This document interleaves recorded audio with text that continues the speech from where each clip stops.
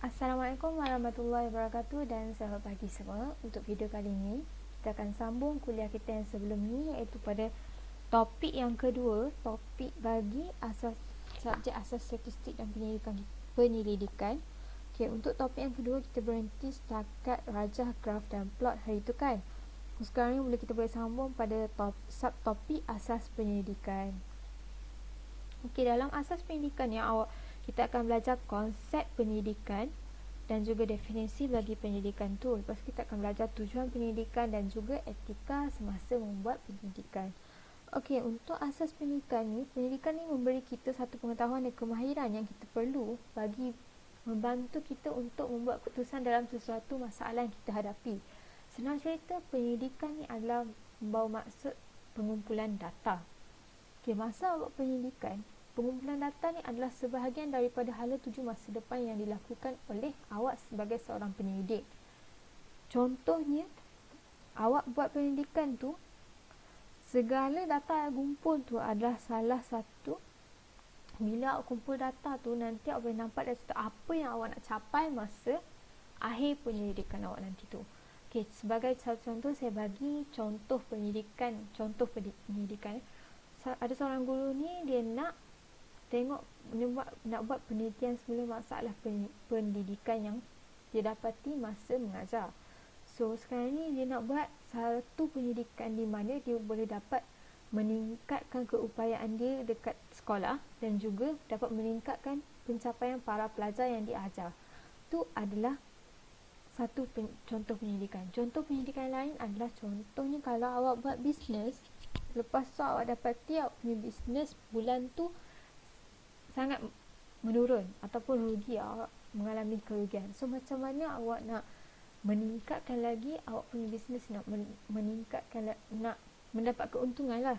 So kat situ awak boleh buat satu penyelidikan supaya awak dapat tingkatkan perniagaan awak. Macam mana awak boleh study, macam sama ada dalam perniagaan aku nak kena tambahkan lagi modal ke, ataupun aku nak kena tingkatkan kualiti barang ke, ataupun awak nak sama ada awak nak kurangkan lagi modal. Tu bergantung, penyelidikan tu bergantung pada kita sendiri bila kita buat kajian tu. So, tengok last kali dapat apa tu, macam mana apa yang dapat untuk selesaikan masalah awak tu adalah penyelidikan. Kira penyelidikan ni sangatlah membantu awak untuk menyelesaikan sesuatu masalah. Okey, so definisi penyelidikan. Penyelidikan adalah satu aplikasi pendekatan yang saintifik bagi mengkaji sesuatu permasalahan yang khusus. So macam yang tadilah konsep penyelidikan ni. Okey, terdapat beberapa bentuk penyelidikan, terutamanya sains, kemanusiaan, seni, ekonomi, sosial, perniagaan, pemasaran, pendidikan dan sebagainya. Sangat-sangat banyak bentuk penyelidikan. Macam yang tadi, yang guru, macam yang dijalankan oleh guru ni berkait dengan bidang sains, bidang pendidikan. Macam saya bagi contoh, bidang perniagaan dia terletak dalam bidang ekonomi dan sebagainya, perniagaan, bidang masalah. Benda tu bidang bagi atau bentuk penyelidikan ni sangat-sangat luas dan tidak terhad pada mana-mana bidang. Okey, sekarang ni saya nak nyatakan je kajian literatur yang berkait dengan definisi penyelidikan. Okey, Tuckman dia beritahu yang penyelidikan ni adalah kaedah sistematik untuk mendapatkan jawapan untuk sesuatu persoalan atau permasalahan. Hellinger pula diberitahu bahawa penyelidikan adalah penyiasatan sistematik, terkawal, bercorak empirikal dan kritikal mengenai perhubungan di kalangan fenomena. Dan Ahmad Mahzan pula diberitahu yang penyelidikan didefinisikan sebagai usaha bagi mencari sesuatu jawapan kepada soalan-soalan khusus yang dikemukakan berkenaan sesuatu permasalahan. So senang cerita kat sini, kita boleh bagi tahu, kita boleh simpulkan yang konsep, kita boleh simpulkan konsep penyelidikan ni sebagai satu langkah yang sistematik untuk menyelesaikan sesuatu masalah, dan penyelidikan ni membantu awak macam bagi tahu cara macam mana nak selesaikan masalah-masalah tersebut. Okey, faham kat situ. Kita pergi kepada tujuan penyidikan. Okey, tujuan utama penyidikan adalah tujuan utama penyidikan adalah untuk dokumentasi penemuan, interpretasi ataupun R&D sistem untuk kemajuan pengetahuan manusia. Okey, senang cerita, penyidikan ini digunakan untuk mengesahkan fakta, mengesahkan semula hasil kerja sebelumnya untuk selesaikan masalah yang baru ataupun masalah yang dah ada sebelum ni baru kita nak selesaikan balik, ataupun untuk menyokong teori atau mengembang teori baru. Okey, sama ada nak mengesahkan fakta, lepas tu kat sini mengesahkan semula hasil kerja sebelumnya. Contoh, dah ada satu kajian yang menyelesaikan satu masalah ni, tapi tiba-tiba nampak dalam kajian yang orang tu dah lakukan ada, orang rasa macam kalau guna cara lain pun boleh diselesaikan juga. So awak boleh buat kajian juga, awak boleh buat penyidikan kat situ juga. Ataupun masalah yang dah ada, yang tiba masalah yang dah ada daripada dulu lagi tak selesaikan, awak boleh selesaikan guna, awak boleh buat penyidikan untuk selesaikan masalah tu. Ataupun masalah yang baru je ada, awak nak selesaikan, so boleh juga guna. Ataupun penyidikannya awak boleh guna juga untuk menyokong teori awak, sesuatu teori yang dah ada, ataupun awak nak kembangkan teori yang dah ada tu. So banyak kegunaan bagi penyidikan ni. Okay, sekarang kita akan pergi kepada etika dalam penyidikan. So etika ni sangat-sangat penting semasa awak penyidikan. Okay, yang pertama adalah penyertaan sukarela. Okey, contoh saya bagi satu situasi di mana awak nak buat satu penyidikan. So, macam mana awak nak buat penyidikan, lepas tu awak kononnya awak nak buat satu penyidikan berkait dengan tahap kepuasan pengunjung yang melawat ke salah satu pasaraya di Kuala Terengganu. Okey, so awak pergi dekat mall, awak edarkan satu borang soal kaji selidik. Okey, awak edarkan satu borang soal kaji selidik kepada beberapa orang, yang contoh kepada 100 orang. So apa aspek-aspek yang awak perlu patuhi semasa awak penyelidikan ni? Okey, yang pertama adalah penyertaan sukarela. Subjek ambil bahagian dalam kajian secara sukarela tanpa paksaan. So masa awak nak approach orang, nak suruh tolong jawab borang awak tu, awak kena minta izin dulu dengan dia orang, akak ataupun abang boleh tak tolong kita nak minta tolong jawab ni, boleh ke tak? So kena minta izin dulu sebelum awak suruh dia orang jawab tu. Kalau dia orang nak, boleh. Kalau dia orang tak nak, kita tak perlu paksa dia orang. So yang kedua adalah penentuan diri. So kat sinilah kiranya penentuan diri sama ada individu ataupun orang yang awak nak suruh jawab awak punya orang soal kaji selidik awak tadi kita panggil sebagai responden, dia nak jawab ke tak, tu ikut suka hati dia orang. Kalau dia orang tak nak jawab, so kita tak boleh paksa dia orang. So tu adalah penentuan diri bagi responden kita tadi tu. Kecederaan fizikal dan mental. Contohlah awak punya kajian berkait dengan aktiviti fizikal atau berkait dengan mental. Konsep maksudnya yang awak nak kaji tu, so awak kena lindung awak punya responden daripada kesan negatif ataupun kecederaan fizikal atau mental setelah melalui proses kajian. Sama ada masa awak buat kajian tu, awak contoh satu awak nak buat kajian bagi tahap kelajuan para atlet macam berlari ataupun lari dalam 100 meter ataupun marathon ke apa ke. So awak nak buat kajian berdasarkan tu kan, awak kena bertanggungjawab terhadap diorang punya fizikal dan mental. Macam contohlah ada kecederaan berlaku, awak kena bertanggungjawab. Tu adalah salah satu perkara yang perlu diambil berat masa awak buat kajian, masa buat penyelidikan ni. Okay, seterusnya adalah identiti pengkaji. Identiti pengkaji ni adalah identiti kita sebagai seorang penyelidik. Okay, awak kena bagi tahu sebelum awak minta kebenaran untuk responden ambil bahagian. Contohnya yang macam awak nak suruh dia orang jawab borang soal sidik tu kan. sebelum tu aku kena bagi tahu dulu siapa awak, perkenalkan diri dulu, awak daripada mana, awak buat apa. So kita orang sekarang daripada mana-mana organisasi, nak suruh cik tolong jawab ni, jawab ni. So boleh ke tak semua tu kiranya kena bermula dengan pengenalan diri dahulu. Okey, yang seterusnya adalah rahsia peribadi.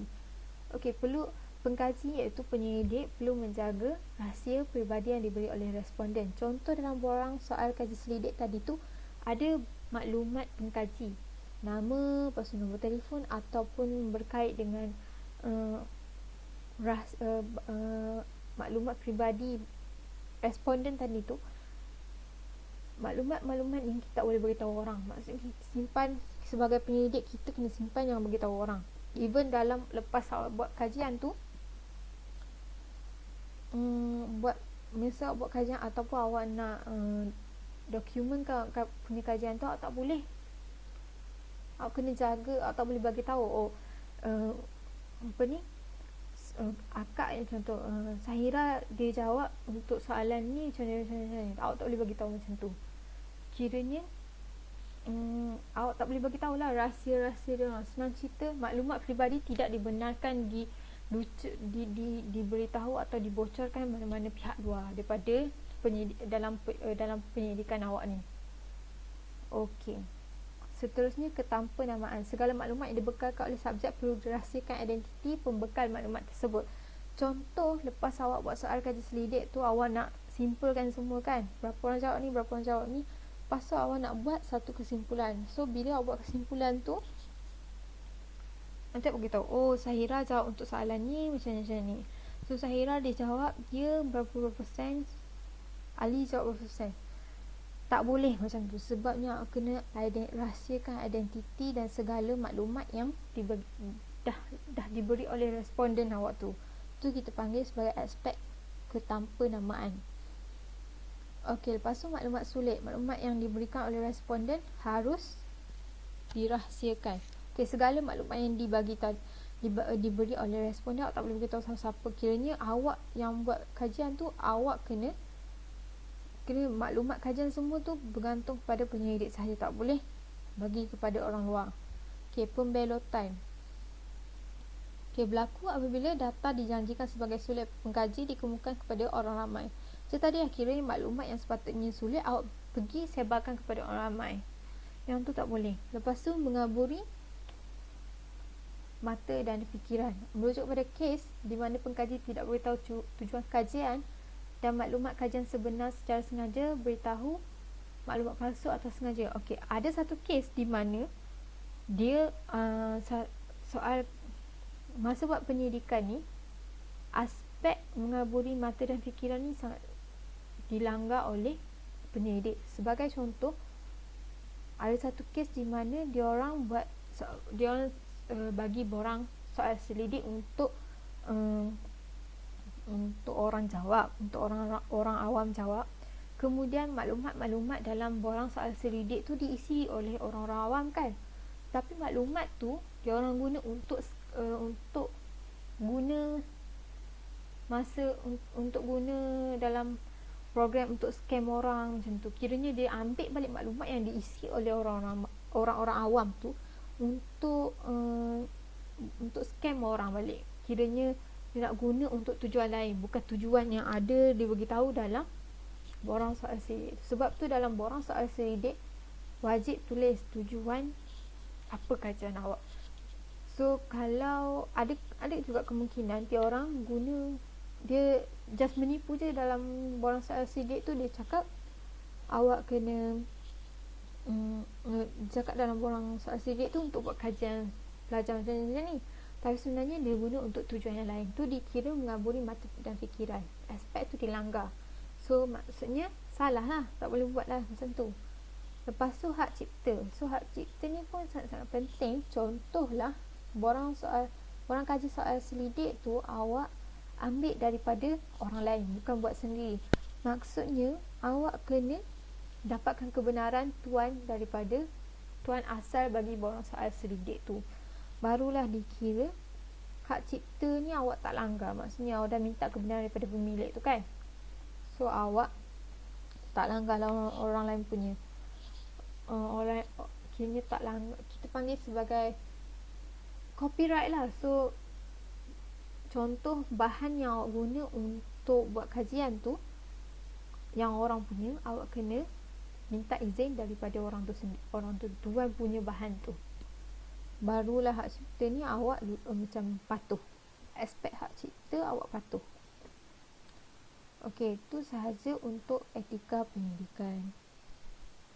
Okey, sekarang saya nak sambung bagi topik sorotan kajian literature.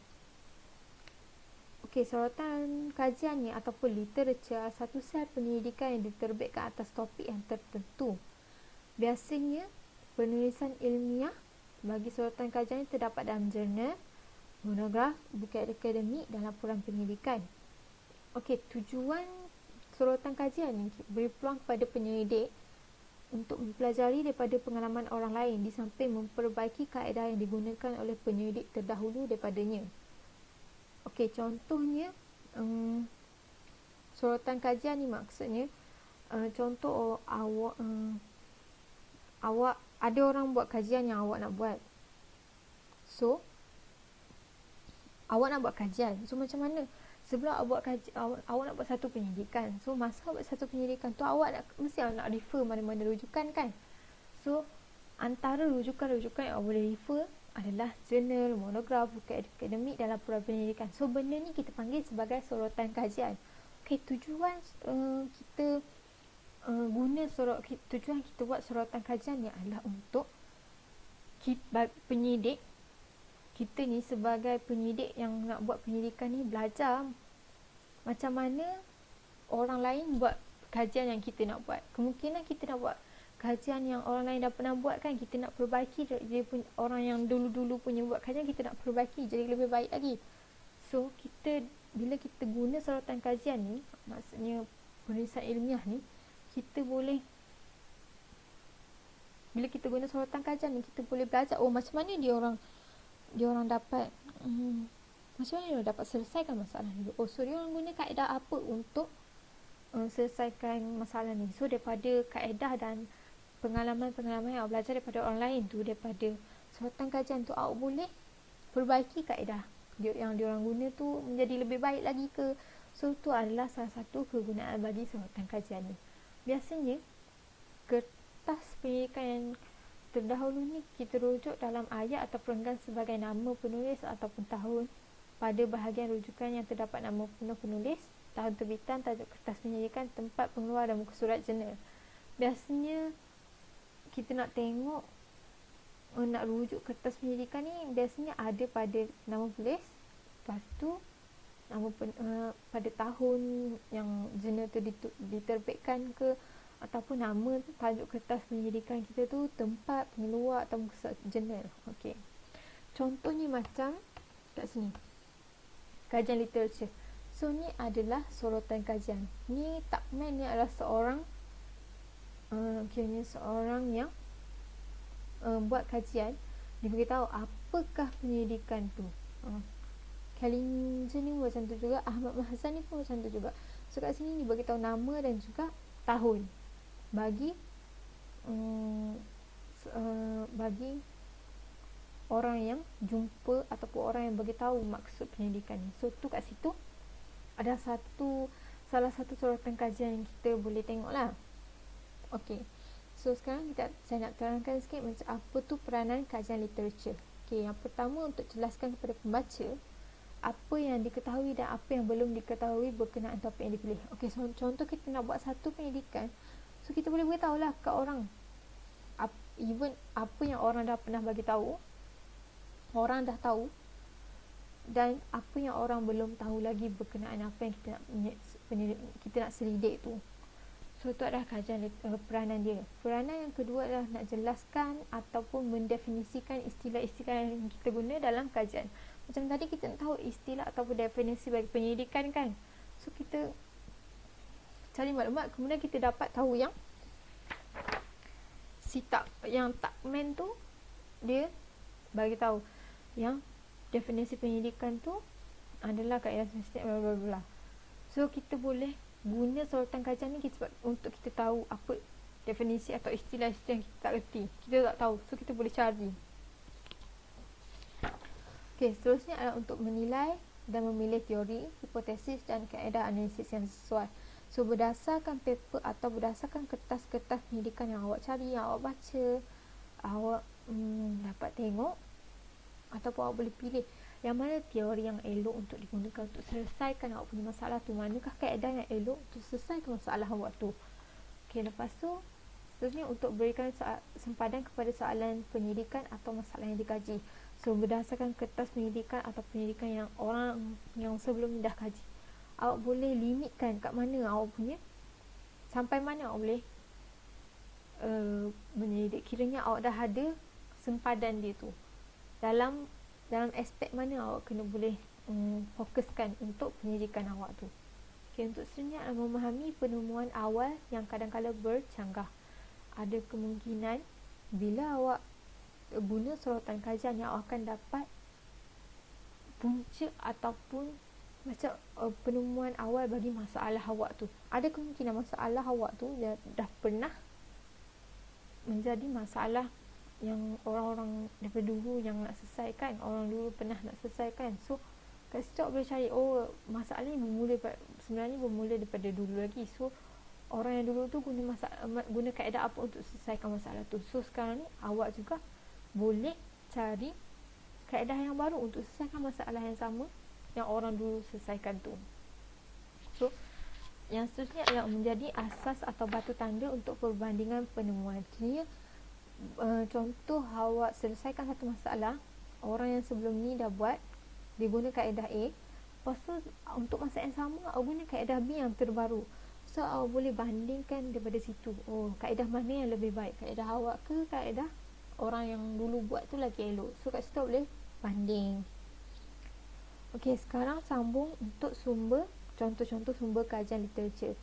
Pertama adalah media cetak dan elektronik, macam surat khabar, macam dalam berita. So tu pun menjadi sebagai satu sorotan kajian awak. Kiranya awak boleh jadikan dalam bentuk sorotan kajian. Okey, yang seterusnya adalah jurnal, buku yang berkaitan dengan tajuk penyidikan. So benda ni, biasa jurnal ni adalah sumber kajian literature, sumber sorotan yang utama yang biasa kita guna dalam buat sorotan kajian. Okey, lepas tu konsep, melalui konsep, teori ataupun elemen yang ingin dikaji. Lepas tu pemerhatian terhadap persekitaran yang penyidik lalui. Kayaknya selain daripada guna bahan-bahan macam media cetak dengan jurnal tadi, awak boleh buat pemerhatian secara sendiri, ataupun semua masalah yang diperolehi daripada penyidik berdasarkan pengalaman sendiri ataupun berdasarkan pengalaman individu lain, dan juga perbincangan antara individu atau kumpulan. So ni adalah antara sumber-sumber kajian literature. Okey, untuk yang seterusnya adalah ciri-ciri sorotan literature yang baik. Okey, yang pertama adalah lengkap. Dalam sorotan kajian awak tu, ciri utama yang perlu ada adalah lengkap. Yang kedua, kemas kini. Yang ketiga, bersepadu. Yang keempat, kritis. Yang kelima, pemilihan. Okey, yang pertama, lengkap ni kena ada semua aspek yang awak nak kaji dalam kajian awak. Okey, kemas kini adalah untuk meliputi kajian yang mutakhir tentang topik yang sama. Kiranya mutakhir ni masuk up to date. Kiranya awak punya data tu, awak punya kajian tu kenalah maklumat yang terbaru, moden, up to date, yang sangat-sangat terbaru, supaya dapat meyakinkan lagi awak punya penyelesaian ni atau awak punya kajian ni, awak punya penyidikan ni sangat-sangatlah baru. Okay, kemas kini. Lepas tu, bersepadu. Sorotan tu dibuat berdasarkan angkuban yang pernah digunakan oleh ahli pengkaji terdahulu, bukan mengikuti pengarang demi pengarang. Kiranya awak mempunyai asas sumber yang asli, bukan daripada orang pengkaji ni, dia selesaikan masalah daripada pengkaji yang seterusnya tu dikira tak bersepadu. Okey, kritis pula adalah kajian bermatlamat yang dilakukan terhadap fakta untuk membentuk sesuatu penakakulan. Maksudnya, dia tak menerima sesuatu bulat-bulat atau menimbang sesuatu yang baik dan buruk. Kiranya awak kena tengok dulu mana yang baik, lepas tu baru pilih yang mana yang lebih baik. Itu kita panggil sebagai kritis. Okey. Seterusnya pemilihan. Aspek pemilihannya adalah artikel yang awak pilih tu perlu relevan ataupun berkait dengan topik-topik yang awak nak menyelidik tadi tu. Okey, selesai untuk ciri-ciri, kita pergi kepada masalah dalam penyelidikan. Okey, untuk masalah dalam penyelidikan, kebiasaan semasa buat kajian, masalah yang biasa dihadapi adalah masalah situasi yang tak dapat selesaikan memerlukan penyelidikan untuk selesaikannya. Kiranya berdasarkan suratan kajian tu saja tak dapat selesaikan masalah awak tu, awak kena buat penyelidikan yang lebih panjang lagi untuk selesaikan masalah awak tu. Ataupun yang seterusnya adalah masalah yang menyebabkan seorang pekaji ingin melakukan kajian. Kiranya bila awak kumpul suratan kajian awak tu, awak tengok tak boleh ni, kena buat kajian juga walau macam mana pun tak selesai juga masalah tu. Salah satu masalahnya. Okey, lepas tu yang seterusnya adalah masalah yang awak nak kaji tu kena konkret dan tidak direka. Kiranya awak tak ada bukti buat berdasarkan suratan kajian, tak ada bukti lagi untuk awak untuk selesaikan masalah awak tu. Sebab tu awak kena, sebab akhirnya, dan maksudnya inilah masalah yang biasa dihadapi oleh orang bila guna suratan kajian. Okey. Setakat tu saja untuk topik yang kedua ni. Bukan, ada lagi. So boleh tengok pada video yang seterusnya. Okay, thank you. Sambung video yang seterusnya.